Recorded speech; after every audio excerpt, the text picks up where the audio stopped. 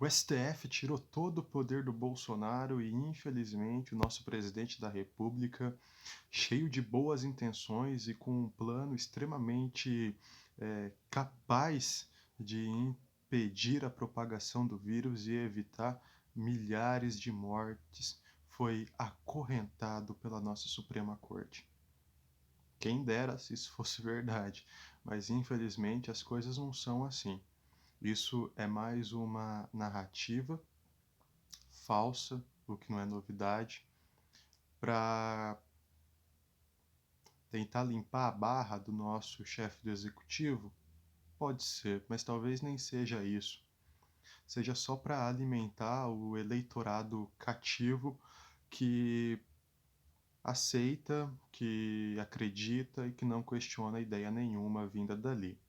Na verdade, o que aconteceu de uma maneira bem simples, bem clara e nem um pouco aprofundada, foi que no dia 20 de março de 2020, o nosso presidente da República, o Jair Bolsonaro, editou uma medida provisória de número 926, dizendo que só caberia a ele e a mais ninguém coordenar e executar todos os planos de contingência do novo coronavírus.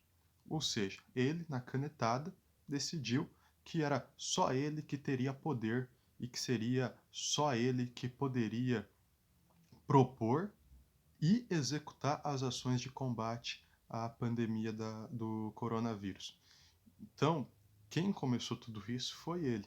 O que acontece é que, obviamente, isso é inconstitucional, foi levado até a nossa Suprema Corte, o STF, e o STF sabiamente ditou que está na Constituição. Porque se nós formos olhar para a nossa Carta Magna, no seu artigo 23, diz que é competência comum da União, Estados, municípios e Distrito Federal essa área da saúde. Ou seja, o governo federal, a União, tem um papel muito importante, mas não é um papel exclusivo dela. Ele, como presidente da República, a qual escolhe o ministro da Saúde, que vai coordenar o Ministério da Saúde do país, pode sim propor saídas, pode sim propor ferramentas para combater a pandemia junto com os governadores e com os prefeitos.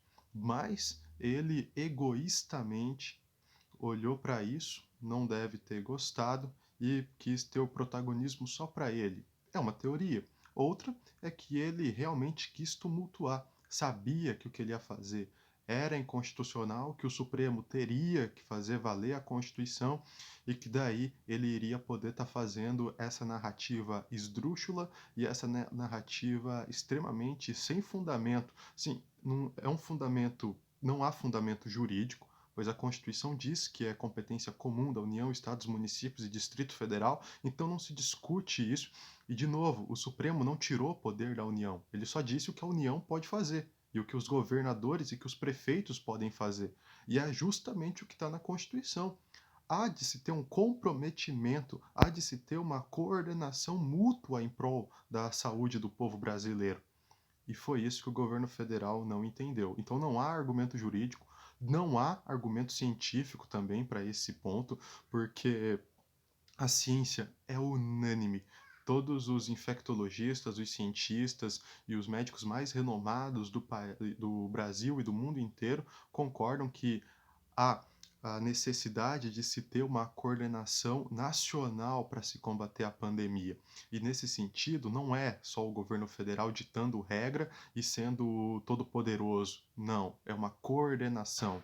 Há de se ter uma participação e não uma, digamos, uma ditadura onde se impõe tudo para todo mundo só de um único lugar, se emana tudo só de um único lugar e esse lugar seria o presidente da República. Não, e também não há nenhum argumento, digamos assim, minimamente filosófico, porque não faz sentido filosofar quando a ciência nos aponta direções, quando o próprio senso comum nos aponta direções e quando a filosofia se baseia na lógica, né? Então, não há lógica nisso, não há lógica desse discurso e não há lógica em propagar esse discurso, a não ser que seja por uma ignorância extrema e que possa ser também por uma guerra de narrativa, se é que possamos usar essas palavras.